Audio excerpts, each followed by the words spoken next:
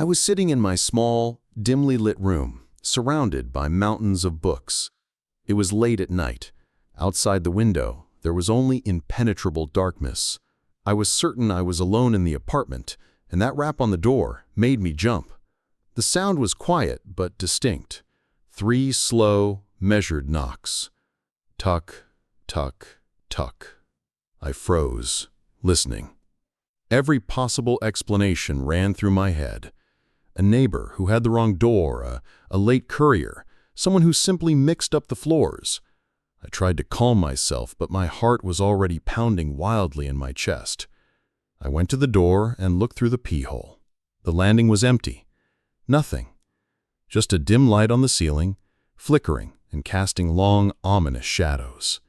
I breathed a sigh of relief, deciding I had imagined it. Maybe it was just an old building making sounds. I turned to go back to my books. But then again, a rap. Tuck, tuck, tuck.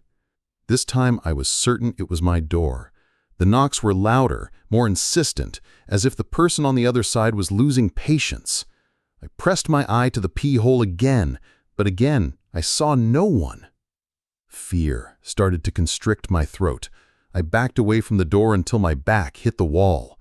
Someone was there. I could feel it. I started breathing slowly, trying to stop the trembling. I thought if I was quiet, whatever was there would leave. The knocking stopped. I stood in complete silence, afraid to move. A minute passed, then another. I was almost convinced it was over, but then I heard a rustle. A soft, whispering sound coming from the other side of the door. It grew louder and louder. Now it sounded like someone was scraping something against a metal surface. I realized what it was. The scratching of a key. But not in the lock. It was the sound of something scraping the metal, slowly and methodically. I was certain the door was locked. But the sound continued, and I started to make out what it was. The key was scraping along the edge of the door, slowly, as if tracing a silhouette. My mind refused to believe what was happening. I thought I was losing my mind. Why would someone scratch a door? Then the scrapping stopped. Complete silence. I thought it was over, but at that moment, I heard a whisper.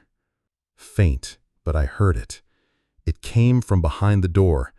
At first I couldn't make out the words, but then it grew louder and clearer.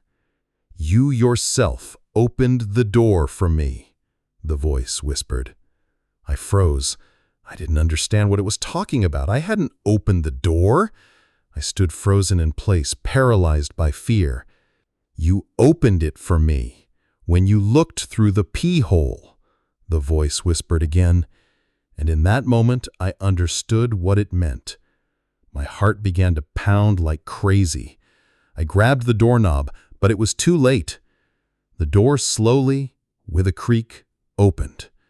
I saw that the keyhole was empty, no lock, just a black void.